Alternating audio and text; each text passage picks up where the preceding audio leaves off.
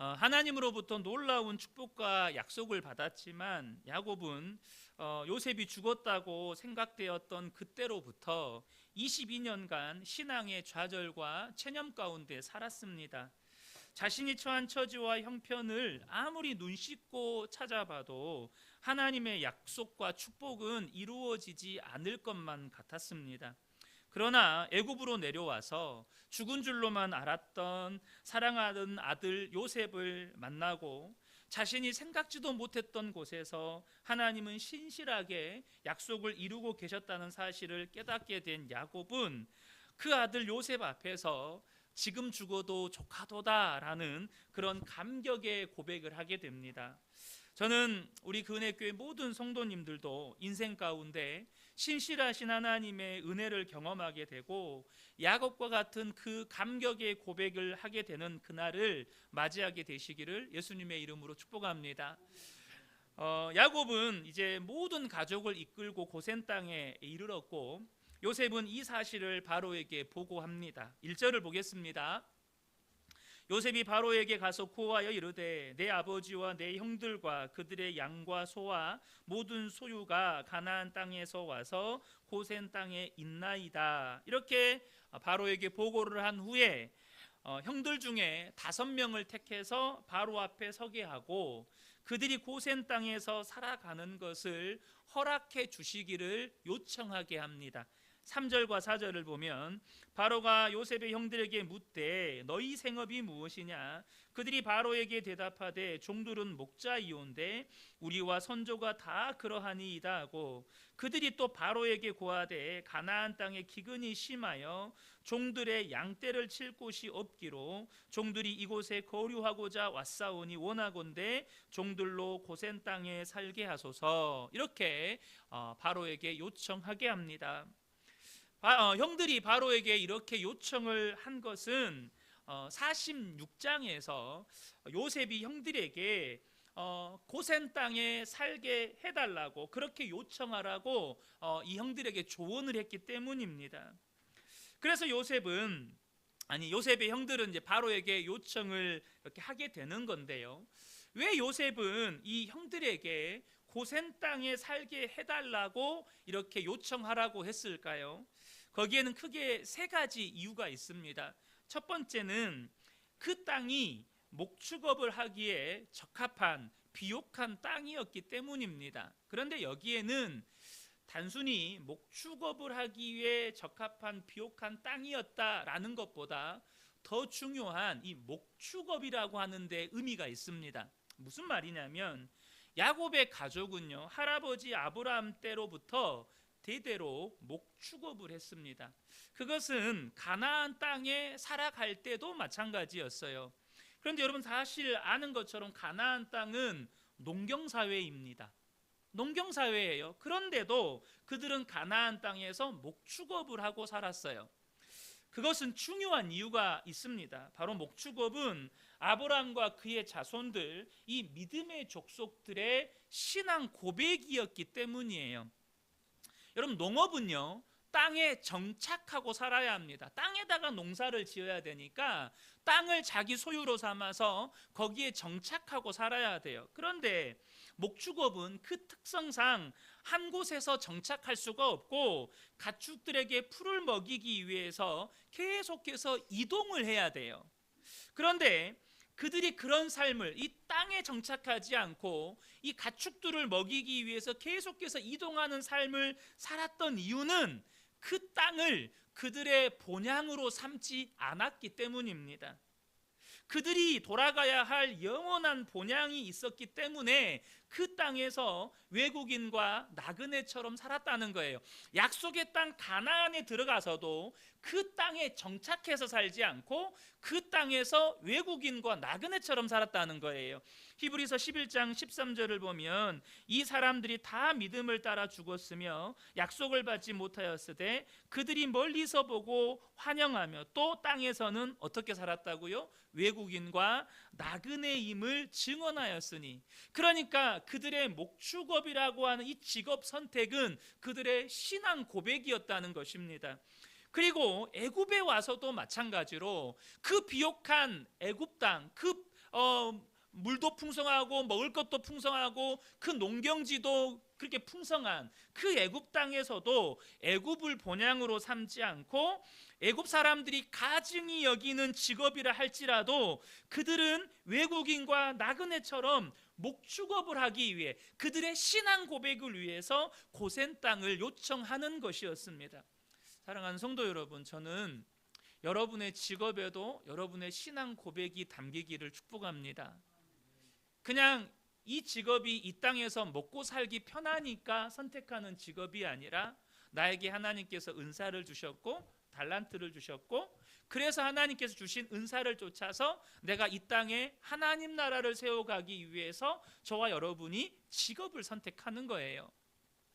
두 번째 이유는 뭐냐 하면 고센 땅은 이 야곱의 가족이요 애굽 사람들과 섞여 살지 않을 수 있는 땅이었다는 것이에요. 특별히 이 람셋 지역이 그러했다는 것입니다.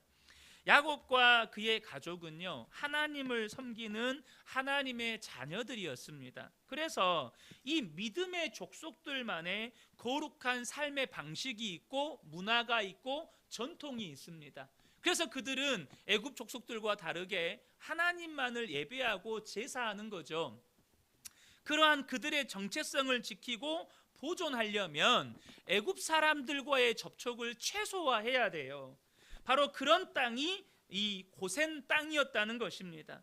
오늘날 성도들도 마찬가지입니다. 우리는 그리스도인이고 하나님의 거룩한 백성들입니다. 물론 우리는 어디에서든지 살아갈 수 있습니다. 시골에서 살 수도 있고 도시에 살 수 있고 해외에 나가서도 살 수 있죠. 그러나 중요한 것은 우리가 어디에 살든지 간에 하나님의 자녀로서의 정체성을 지키며 살아가야 한다는 것입니다.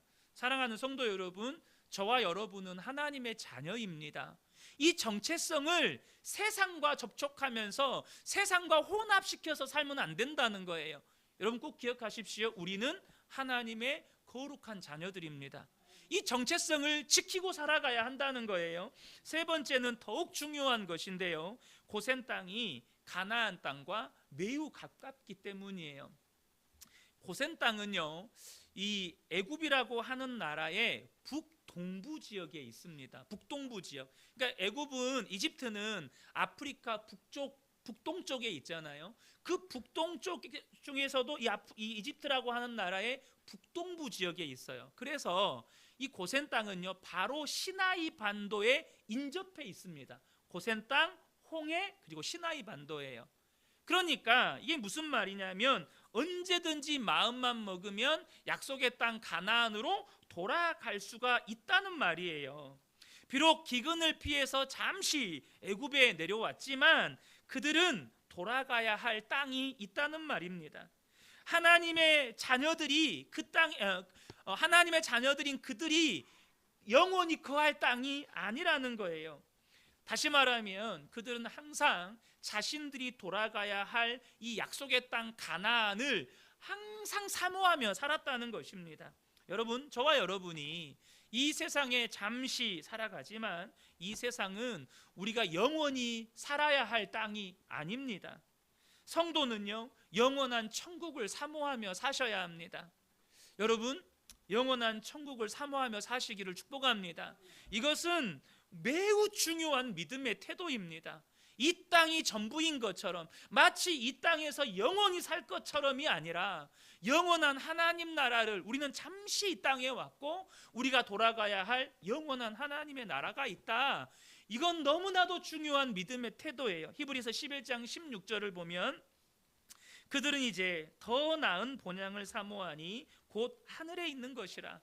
그들은 더 나은 본향을 늘 사모하며 살았어요. 여러분, 영원한 하나님 나라를 사모하며 사셔야 합니다.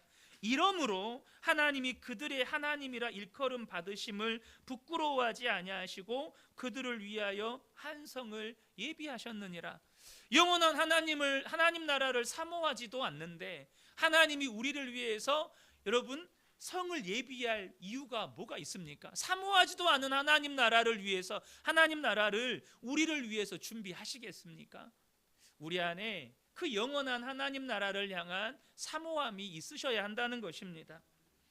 이제 요셉의 형들의 요청을 들은 바로는 그들이 구하는 것을 허락해 줍니다. 5절과 6절을 보면 바로가 요셉에게 말하여 이르되 내 아버지와 형들이 내게 왔은즉 애굽 땅이 내 앞에 있으니 땅의 좋은 곳에 내 아버지와 내 형들이 거주하게 하되 그들이 고센 땅에 거주하고 그들 중에 능력 있는 자가 있거든 그들로 내 가축을 관리하게 하라. 이렇게 그들의 청에 대해서 응답을 해줘요. 여러분, 이 말은요, 하나님께서 야곱과 그의 가족들이 애굽 땅에서 살아갈 때 필요한 모든 것을 채우시고 공급해 주셨다는 뜻입니다. 저는 우리 성도님들 또한 여러분의 삶을 살아감에 있어서 하나님께서 여러분이 구하는 모든 것을 허락해 주시고 풍성하게 채워 주시기를 축복합니다. 그런데 여기서 우리가 꼭 기억해야 할 것이 하나 있어요. 여러분, 요셉의 형들의 요청이요, 그들의 욕심을 따라 구하는 것이 아니었다는 사실입니다. 그러니까 하나님께서 우리의 삶을 살아갈 때 우리의 필요를 채우시고 풍성하게 공급하신다는 이 말씀을 저와 여러분이 구하는 대로 하나님이 무조건 주신다, 이렇게 이해하시면 안 된다는 것입니다. 요셉의 형들의 요청은 그들의 신앙과 그들이 하나님의 백성으로서 정체성을 지키기 위한 믿음의 요청이었어요. 다시 말하면 하나님이 기뻐하시는 것을 구하는 요청이었다는 것입니다. 그 말은 내가 구하는 것을 하나님께서 허락해 주시기를 원한다면 내 욕심을 따라 구하는 것이 되어서는 안 된다는 것입니다. 야고보서 4장 3절에 구하여도 받지 못함은 정욕으로 쓰려고 잘못 구하기 때문이라. 왜 내가 구하는데 하나님이 응답을 안 해주실까요? 여러분, 곰곰이 생각해 보세요. 하나님이 기뻐하시는 것을 내 믿음을 따라서 구하는 것인지 아니면 내 육신의 욕심을 따라 구하는 것인지, 여기서 우리는 중요한 영적인 원리를 발견하게 됩니다. 우리가 하나님이 기뻐하시는 일, 하나님의 뜻과 하나님의 계획을 따라서 믿음으로 선택하며 살아갈 때 하나님은 우리의 삶을 책임지시고 우리의 필요를 공급해 주신다는 거예요. 여러분, 지금 야곱의 가족들은요, 기근 중에 애굽으로 이민 온 것입니다. 여러분, 현대 사회에서도 이민해서 살아가는 거 절대 쉽지 않습니다. 무엇보다도 지금 애굽에 내려가서 무엇을 해서 먹고 살아야 할지 막막한 상황이에요. 물론 요셉이 다 책임지겠다고 했죠. 그런데 여러분, 야곱과 그의 가족들이 평생 요셉만 바라보고 요셉만 의지하고 살아갈 수는 없는 일 아니겠습니까? 그런 상황 가운데에서 이 요셉의 형들의 요청은 요셉의 조언을 따라서 당장 먹고 사는 문제보다 그들의 신앙과 그들의 정체성을 지키기 위한 믿음의 요청을 바로에게 한 것이었다는 겁니다. 그래서 하나님은 바로를 통해서 그들의 삶을 책임지시고 모든 필요를 공급해 주셨다는 거예요. 시편 37편 25절을 보면 내가 어려서부터 늙기까지 의인이 버림을 당하거나 그의 자손이 걸식함을 보지 못하였도다. 저는 저와 여러분의 자녀들이 이와 같은 은혜와 축복을 누리게 되시기를 축복합니다. 의인의 자녀가 걸식함을 보지 못하였도다. 하나님 반드시 먹이시고 입히시고 채우시고 공급하신다는 거예요. 언제요? 우리가 의인으로 살아갈 때. 하나님이 기뻐하시는 일을, 비록 내가 지금 그걸 선택하면 손해볼 것 같고 그걸 선택하면 내가 정말 힘들 것 같은데 그것이 하나님이 기뻐하시는 일이니까 믿음으로 나의 신앙을 지키고 하나님의 자녀로서의 정체성을 지키기 위해서 선택하는 거예요. 하나님이 채우십니다. 하나님이 공급해 주신다는 거예요. 두 번째는 우리가 하나님이 기뻐하시는 일을 믿음으로 선택할 때 하나님은 참 유쾌하신 분이신데요, 때로는 우리에게 보너스도 주신다는 거예요. 여러분, 보너스 주시는 하나님을 경험하게 되시기를 축복합니다. 좀 표현은 너무 조금 물질적인 표현 같지만 여러분, 보너스를 주신다는 말은 무슨 뜻이냐면 내가 생각지도 못했던 은혜를 주신다는 거예요. 내가 전혀 생각지도 못했던 축복을 주신다는 거예요. 보너스가 그런 거잖아요. 지금 6절을 보면 바로가 요셉의 형들에게 자신의 가축까지 관리하게 합니다. 그러니까 요셉의 형들은 고센 땅에 사는 것을 허락만 해줘도 좋은데 지금 바로의 왕의 가축을 그들에게 관리를 맡기는 거예요. 마찬가지로 우리가 하나님이 기뻐하시는 일을 믿음으로 선택하며 살아갈 때 그것이 물질적인 축복일 수도 있고 본문에서처럼 어떤 역할을 맡겨주시는 것일 수도 있고 특별한 하나님의 은혜와 역사를 경험하는 것일 수도 있는데 중요한 것은 우리가 생각지도 못했던 축복을 주신다는 거예요. 우리가 생각지도 못했던 기쁨을 누리게 하신다는 거예요. 마태복음 6장 33절 우리가 너무나도 잘 아는 말씀이죠. 먼저 그의 나라와 그의 의를 구하라. 그리하면 이 모든 것을 너희에게 주시리라. 이 모든 것은 우리가 생각지도 못했던 것들이에요. 기대하지도 않았던 것들이에요. 그런데 하나님께서 우리가 생각지도 못했고 기대하지도 않았던 정말 보너스와 같은 축복을 우리의 삶에 허락해 주신다는 거예요. 그러나 많은 성도들이 이 원리를 잊어먹고 살 때가 참 많습니다. 하나님이 우리의 삶을 책임지시고 우리의 필요를 채우신다는 것을 믿지 못하고 하나님이 기뻐하시는 일을 믿음으로 선택하기보다 내 힘과 노력으로 먹고 사는 문제 해결해 보겠다고, 내 눈앞의 문제 해결해 보겠다고 그렇게 힘쓰고 애쓰면서 살지요. 출애굽한 이스라엘 백성들이 광야에 들어가서 얼마 지나지 않아서 먹을 것이 다 떨어집니다. 그래서 모세에게 와서 원망하면서 먹을 것을 구했을 때 하나님이 그들에게 만나를 허락해 주십니다. 그런데 하나님께서 만나를 허락해 주시면서 그들에게 명령하셨던 것이 그날 거둔 만나를 다음날 아침까지 남겨두지 말라는 거예요. 다 먹으라는 거예요. 왜요? 매일 아침마다 주실 거니까. 매일 아침마다 주실 거니까 다음 날까지 남겨두지 말아라. 그러나 이스라엘 백성들 중에는 그것을 믿지 못하는 자들이 있었습니다. 혹시라도 내일 아침에 만나를 주시지 않으면 어떡하지? 내일 아침에 안 주시면 어떡해? 그럼 또 굶어야 되나? 그래서 그들이 어떻게 합니까? 하나님의 말씀을 의심하면서 남겼습니다. 아껴보고 또 자기가 하루 먹을 걸 쪼개가지고 다음날 먹을 것까지 어떻게든 준비를 해보려고 하는 거예요. 그 결과가 무엇입니까? 출애굽기 16장 20절을 보면 그들이 모세에게 순종하지 아니하고 덜어놓은 아침까지 두었더니 벌레가 생기고 냄새가 난지라 모세가 그들에게 노하니라. 여러분, 아침까지 만나를 남겨둔 것이 무슨 큰 죄입니까? 어떻게 보면 아낀 거잖아요. 아껴 쓰고 얼마나 사람 칭찬받을 일 아닙니까? 아끼고 남겨서 내일을 위해서 준비하는 거. 여러분, 우리가 인간적으로 생각하면 칭찬받을 일이고 박수받을 일이잖아요. 그런데 여러분, 그것이 사소해 보이지만 그 속에는 하나님을 믿지 못하고 내 힘과 노력으로 내 삶을 책임져 보겠다고, 내 인생 성공해 보겠다는 그런 무서운 불신앙이 담겨 있는 거예요. 그로 인해서 어떤 결과를 가져왔는지를 저와 여러분이 보셔야 합니다. 내 힘과 내 노력의 결과는 모두 다 썩어버렸다는 거예요. 우리가 믿음으로 하나님이 기뻐하신 일을 선택하며 살아갈 때 하나님은 반드시 우리의 인생을 책임지십니다. 우리의 필요를 공급해 주신다는 거예요. 때로는 보너스도 주실 거예요. 빌립보서 4장 19절에 나의 하나님이 그리스도 예수 안에서 영광 가운데 그 풍성한 대로 너희 모든 쓸 것을 채우시리라.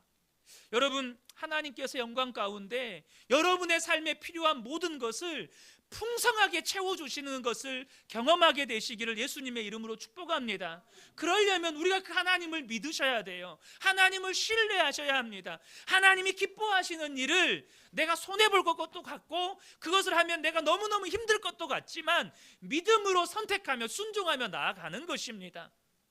하나님을 신뢰해야 하나님의 도우심을 경험하고 하나님의 공급하심을 경험하고 하나님이 내 삶을 책임지심을 경험하게 되는 것이죠. 이 믿음이 우리 모든 성도님들에게 있기를 축복합니다. 이제 요셉은 늙은 아버지 야곱을 인도해서 바로 앞에 서게 합니다.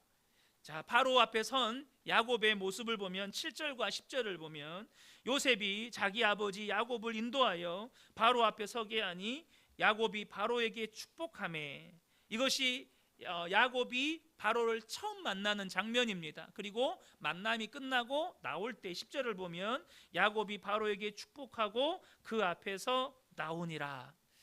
여러분, 이 장면이요, 성도인 우리에게 매우 중요한 사실을 깨우쳐 줍니다.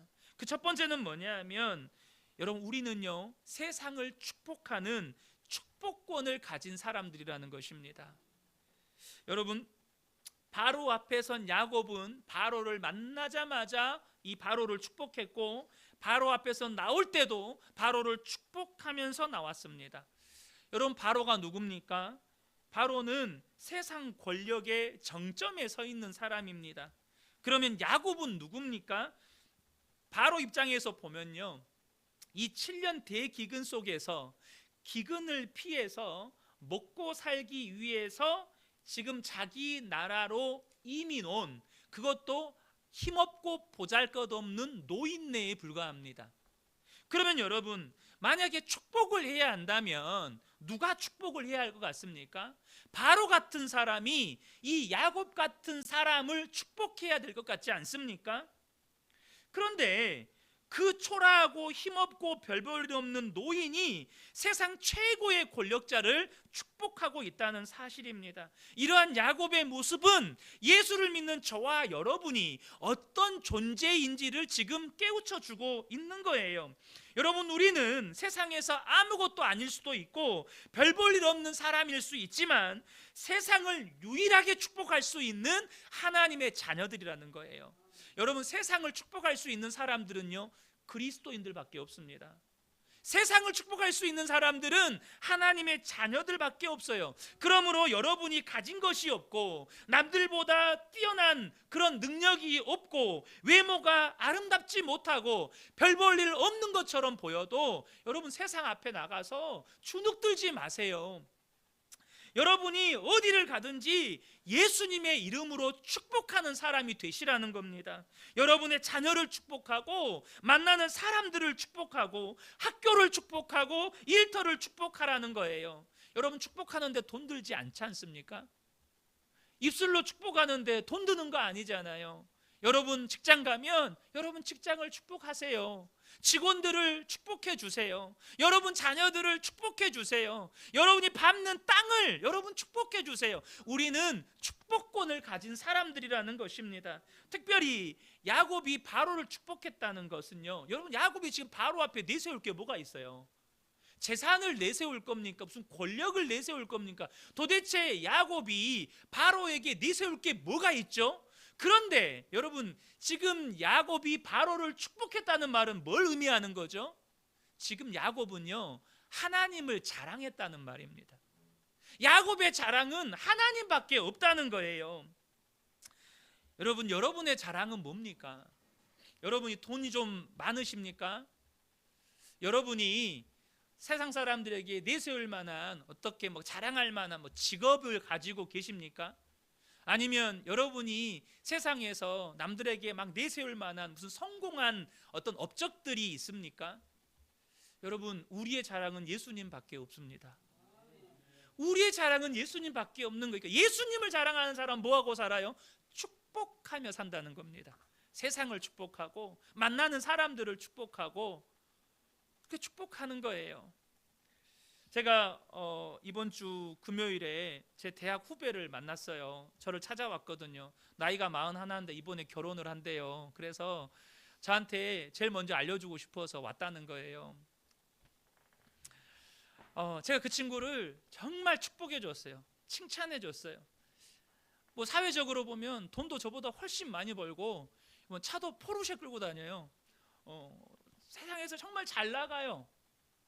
그런데 제가 그 친구한테 이제 고민도 많죠. 41살 먹어가지고 이제 결혼을 하는데 고민도 많죠. 그런데 그 친구에게 정말로 믿음의 말, 축복의 말들을 막 해줬어요. 그러니까 이 친구가 너무너무 힘을 얻고 가는 거예요. 너무너무 고맙대요. 형 때문에 내가 말을 들으니까 정말 힘이 난다고. 그러고 가는 거예요. 여러분, 목사가 돈을 주겠어요? 뭘 주겠어요? 뭘 줄 수 있겠어요? 여러분, 우리의 자랑은 예수님밖에 없는 거예요. 우리의 자랑은 예수님밖에 없는 거예요. 사도 바울이 갈라디아서 6장 14절에 이렇게 고백합니다. 그러나 내게는 우리 주 예수 그리스도의 십자가 외에 결코 자랑할 것이 없으니. 여러분, 사도 바울이 진짜 자랑할 것이 없습니까? 사도 바울 세상의 기준으로 말하면 정말 자랑할 것이 엄청 많은 사람입니다. 진짜 자랑할 게 많은 사람이에요. 그런데 사도 바울은 예수님 외에는 자랑할 게 없대요. 예수님 외에 자랑할 것이 없는 사람은요, 세상을 축복하며 사는 거예요. 아무것도 가진 것 없는 노인네가 세상 최고의 권력자 앞에서 축복했던 것처럼 그렇게 세상을 축복하며 사는 사람들이 그리스도인이라는 거예요. 저는 우리 모든 성도님들이 야곱처럼 하나님을 자랑하는 복된 분들 되시기를 축복합니다.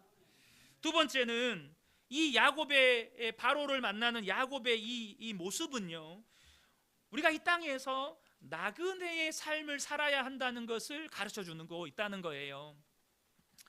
바로가 야곱에게 나이를 물었을 때 야곱이 자신의 나이를 말하기 전에 인생을 나그네길이라고 말하고 있어요. 9절을 보면 야곱이 바로에게 아뢰되 내 나그네길의 세월이 130년이다. 내 나이가 얼마 못 되니 우리 조상의 나그네길의 연조에 미치지 못하나 험악한 세월을 보내었나이다. 사실 야곱이 130살이라고 했을 때 바로가 깜짝 놀랐을 거예요. 왜냐하면 제가 이집트를 갔을 때 그때 이집트에 대해서 안내해 주시는 가이드분이 그런 이야기를 하시더라고요. 이 아브라함 시대 때 애굽인들의 평균 수명이 40살이었대요. 그러니까 130살을 사는 야곱을 보면 깜짝 놀랄 일이죠. 애굽 사람은 40살 살고 죽는데, 그러니까 별 볼 일 없는 노인네지만 바로가 보기에도 뭔가 다르다는 것을 느낀 거예요. 여러분, 저와 여러분은 이 세상에서 나그네 같은 존재고 이 세상을 살아갈 때 나그네처럼 살아야 한다는 거예요. 결코 이 땅이 영원할 것처럼 이 땅을 본향으로 삼고 살아서는 안 된다는 것입니다. 그런데 야곱이 자신의 인생을 나그네길이라고 표현하면서 험악한 세월을 보냈다고 표현합니다. 그 말은 고생은 다 하면서 살았다는 것입니다. 그런데 야곱이 그렇게 험악한 세월을 살았던 이유가 뭡니까? 하나님 없이 자기 힘으로 세상을 성공해 보려고 했기 때문입니다. 그래서 형도 속였고 아버지도 속여봤지만 결국 그래서 그에게 주어진 것은 집에서 쫓겨나서 20년을 삼촌의 집에서 눈치 보면서 처가살이를 해야 됐고, 고향으로 돌아오면서도 형이 자신을 용서하지 못한 것 때문에 두려워하면서 안절부절했던 것을 저와 여러분이 잘 아실 겁니다. 또한 아들이 죽은 줄로 알고 22년을 신앙의 회의와 좌절과 체념 속에서 살아야만 했어요. 험악한 세월을 살았다는 말은 야곱 스스로 자신의 삶에 대한 소회였습니다. 지금 야곱은 하나님 없는 인생을 살면 이렇게 됩니다 라고 말해주는 거예요. 야곱의 인생은 나그네와 같은 우리가 이 세상을 어떻게 살아야 하는지에 대한 반면 교사라는 것입니다. 야곱은 분명 자신이 생각지도 못했던 곳에서 하나님께서 자신에게 주셨던 그 약속을 신실하게 이루셨던 그것을 목격하면서 감사와 기쁨과 감격도 넘쳤겠지만, 또 한편으로는 자신이 그 하나님을 온전히 신뢰하지 못하고 하나님의 약속을 믿음으로 바라보지 못했던 자신의 삶에 대한 후회도 있었습니다. 그러니까 자신의 삶이 나그네와 같은 우리 인생들에게 믿음의 본이 되는 삶이었다면 야곱은 이렇게 말하지 않아요. 그런데 지금 야곱은 뭐라고 이야기하고 있냐면, 우리는 다 이 땅의 나그네와 같은 존재들입니다. 그런데 나처럼 살면 안 됩니다. 나처럼 살면 고생합니다 라고 말하고 있는 거예요. 그럼 바로와 야곱의 대화가 야곱의 마지막 유언은 아니지만, 만약 여러분이 노년에 여러분의 자녀들에게 여러분의 인생에 대해서 이야기해 줄 때, 얘들아, 하나님 없이 살면 나처럼 고생한단다. 야, 너희들은 나처럼은 살지 말아라. 이렇게 하면 안 되잖아요. 여러분 그러지 않습니까? 너희들 나처럼 살면 고생 다 한다. 제발 나처럼 살지 말아라. 이렇게 하면 안 되잖아요. 여러분 자녀들이 나는 아빠처럼은 안 살 거예요, 나는 엄마처럼은 절대 안 살 거예요, 여러분 그런 말을 듣게 된다면 얼마나 이게 가슴 아픈 일이에요. 저는 적어도 우리 성도님들이 사도 바울이 디모데에게 혹은 고린도 교회 성도들에게 해주었던 말처럼 여러분의 자녀들에게 그렇게 말해줄 수 있는 분들이 되시기를 축복합니다. 뭐라고 말했습니까? 고린도전서 11장 1절을 보면 내가 그리스도를 본받은 자가 된 것 같이 너희는 나를 본받은 자가 되라. 야, 나처럼 살면 하나님이 복 주신다. 나처럼 살면 하나님의 놀라운 은혜를 경험하게 된다. 나처럼 하나님만 믿고 하나님만 신뢰하고 살면 하나님이 반드시 너희의 인생을 책임진다. 여러분 그렇게 말해줄 수 있어야 되지 않겠습니까? 여러분 저와 여러분이 여러분의 자녀들에게 내가 예수님을 본받은 것처럼 너희는 꼭 나를 본받은 사람이 되어야 된다, 이렇게 말해줄 수 있는 분들 되시기를 축복합니다. 야곱은 고센 땅에서 17년을 살게 됩니다. 그의 노년의 17년은 기근 속에서도 하나님의 보호를 받았고 하나님의 채우심으로 풍성했습니다. 비록 그가 험한 세월을 살았지만 그의 노년은 아름다웠습니다. 여러분 인생의 가장 아름다운 때가 어떤 사람은 어린아이 시절, 우리 이배식 주사님 또 최권사님 손주가 여기 왔는데 여러분 어떤 사람은 저 어린아이 때가 가장 아름다운 때 이렇게 이야기하잖아요. 여러분 동의하시죠?